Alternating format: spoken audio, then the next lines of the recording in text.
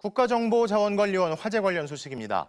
화재가 발생하고 첫 평일인 오늘 우체국과 은행 등에서는 일부 서비스가 중단됐고 주민등록증을 통한 신원 확인도 어려워졌습니다. 차우형 기자가 보도합니다. 우체국을 방문한 시민들이 택배로 보낼 물건을 포장합니다. 밤사이 우체국 금융서비스가 복구된 데 이어 업무 시작에 맞춰 우편 서비스도 단계적으로 정상화됐습니다. 우편 서비스가 재개되면서 많은 시민들이 우체국을 방문하고 있는데요. 보시는 것처럼 아직 일부 기능은 복구되지 않고 있습니다. 착불 소포, 신선식품 소포, 안심 소포, 미국행 국제우편도 이용할 수 없고 우체국 쇼핑도 서비스가 안 됩니다. 우편물 도착 알림 문자도 발송되지 않다 보니 쇼핑몰 운영업자들은 답답함을 호소했습니다. 옷을 빨리 받아보고 싶어하는 분들이 택배 문자를 기다리고 할 것 같은데 그런 부분이 이제 언제 오는지 아예 가늠이 안 되니까 그런 부분이 좀 힘들 것 같아요.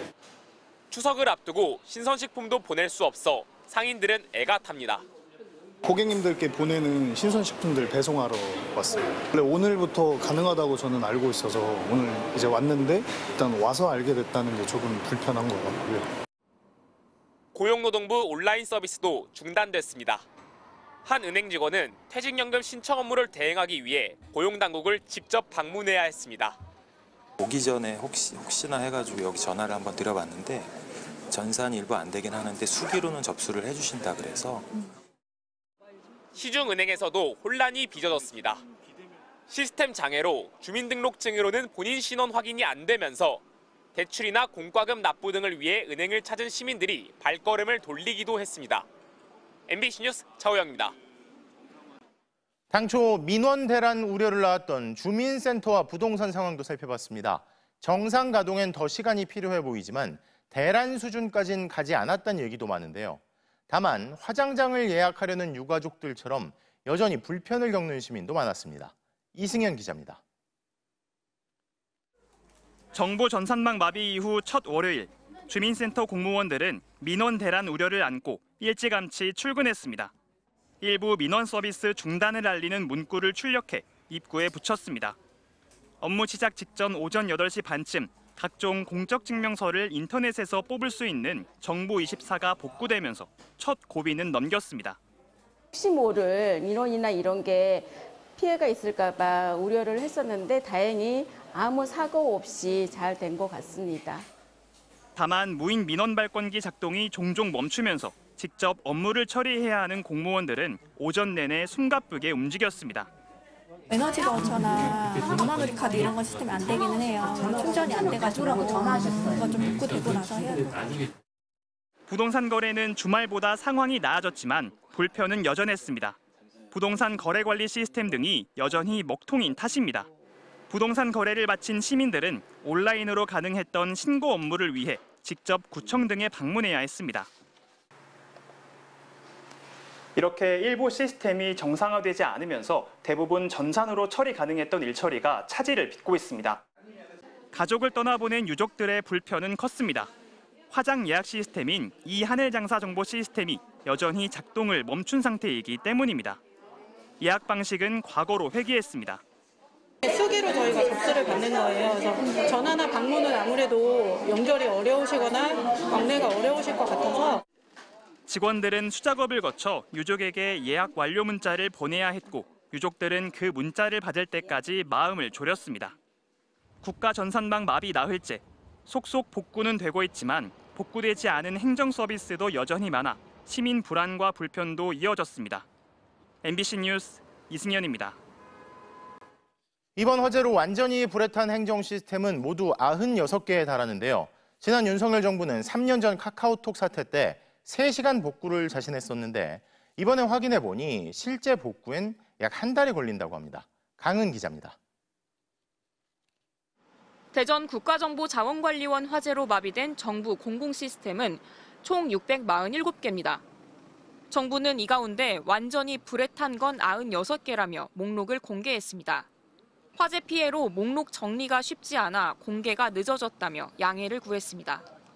정부는 영향력과 사용자 수 등을 기준으로 대국민 서비스 등급을 분류하는데 불에 탄 시스템 가운데 1등급은 4개가 포함됐습니다. 대국민 주요 민원 창구인 국민신문고와 재난안전 정보를 제공하는 안전디딤돌, 국가법령정보센터와 통합보훈입니다. 고용노동부와 국무조정실 홈페이지 등 2등급 10곳도 전소됐고 3등급 31곳, 4등급은 51곳이었습니다. 정부는 불에 탄 96개 시스템은 대구 분원으로 옮겨 복구 작업을 이어가겠다고 밝혔습니다. 마비된 시스템을 완전히 복구하기까진 4주 정도 걸릴 거라고 내다봤습니다. 정보자원 준비에 2주, 시스템 구축에 2주 정도 소요될 것으로 예상되나 대구센터 입주 기업의 협조하에 최대한으로 일정을 당기는 것을 목표로 하고 3년 전 카카오톡 먹통 사태 당시 정부는 3시간 이내 복구를 장담했지만 빈말이 됐습니다. 재복구 시스템은 실시간 백업된 자료로 3시간 이내 복구할 수 있도록 구축되어 있다는 말씀을 드립니다. 당시 중단됐던 카카오톡 서비스도 복구까지 127시간, 5일 정도 걸렸습니다. 2023년 11월 행정 전산망 마비 사태 때도 복구까지 56시간 걸렸습니다. 지난 3년간 허송세월했다 재난을 자초했다는 비판이 나옵니다. 이재명 대통령은 김민석 국무총리에게 국민 불편이 최소화될 수 있도록 대국민 서비스 복구에 최선을 다하라고 재차 지시했습니다. 또 같은 장애가 재발하지 않도록 전반적 점검과 근본적 대책을 만들라고 주문했습니다. 중앙재난안전대책본부는 현재까지 정부 24와 우체국 금융서비스 등 75개 서비스를 복구했다고 밝혔습니다. MBC 뉴스 강은입니다. 그런데 이번에 불이 난 배터리는 윤석열 정부 당시였던 지난해 6월 이미 장비 제조사로부터 배터리 교체를 권고받았던 것으로 확인됐습니다.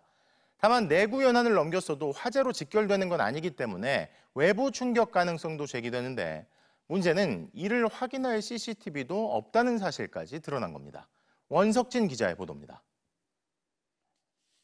불이 시작된 5층 전산실의 리튬이온 배터리는 2014년 8월 배치되기 시작했습니다.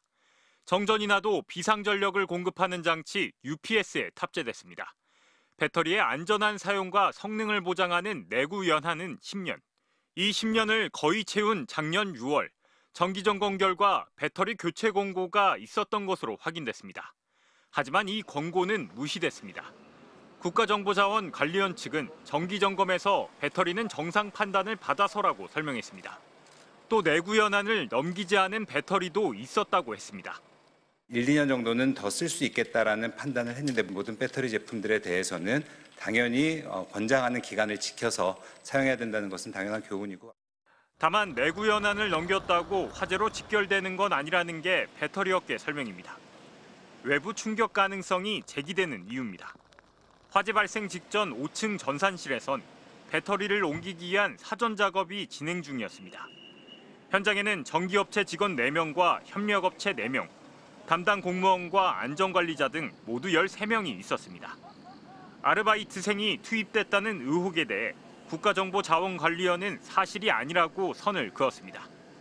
경찰이 불러 조사한 업체 직원 7명도 전기 관련 자격증 소지자인 것으로 전해졌습니다.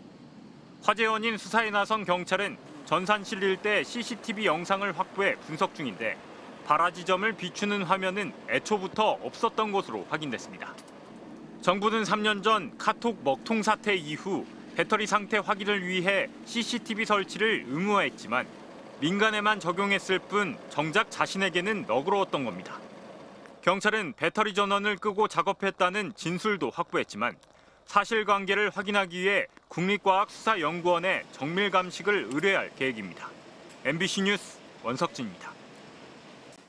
화재 전에 문제를 지적한 건 장비 제조사뿐만이 아니었습니다.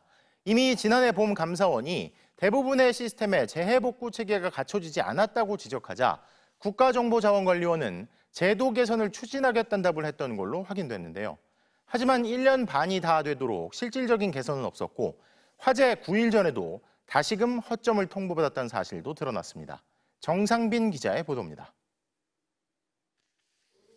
재작년 11월 정부 행정전산망이 잇따라 먹통이 됐던 국가정보통신망 마비 사태. 오늘 공개된 감사원 감사 결과 국가정보자원관리원 장비들의 재난 대비 조치가 제대로 이루어지지 않았던 것으로 확인됐습니다. 중요도 1등급으로 분류된 전산 장비에는 추가 서버를 설치해 다중화 작업을 하거나 별도 지역에 전산실을 두는 재해복구 시스템을 마련해야 합니다. 그런데 감사 결과 1등급 정보 시스템 수십 개에 대한 재난 조치가 규정대로 이루어져 있지 않았습니다. 정부 24와 국가법령정보 포털 등 56개 서비스는 재해복구 시스템을 갖추지 않았고 국고보조금 통합관리 서비스, 우체국 보험 콜센터 등 9개는 보다 간소한 다중화 작업도 안 돼 있었습니다. 모두 이번 화재 이후 복구가 늦어지면서 며칠간 운영이 중단된 시스템들입니다. 한쪽에서 이렇게 대량으로 문제가 발생하더라도 나머지 부분에서 그걸 갖다가 좀 연속적으로 그 정보 시스템 역할을 수행할 수가 있게 되기 때문에 좀 상당히 중요하죠. 감사원은 화재 9일 전인 17일 이 결과를 국정자원에 통보하며 2달 안에 개선책을 마련해 회신하라고 요구한 상태였습니다. 문제는 국정자원이 비슷한 지적을 받은 게 처음이 아니라는 겁니다. 작년 4월 감사원 감사 결과에선 1,400여 개 업무 시스템 중 92.6%가 재해복구 체계를 갖추지 않은 걸로 확인됐습니다. 당시 감사원이 재난 상황에서 시스템이 정상 작동할 수 있을지 우려된다고 지적하자 국정자원은 제도 개선을 추진하겠다고 답했습니다. 이번 사고로 실질적인 개선이 없었다는 게 확인됐습니다. 한편 오늘 감사 결과를 공개한 감사원도 국정자원 화재 여파로 홈페이지 운영을 임시 중단했습니다. MBC 뉴스 정상빈입니다.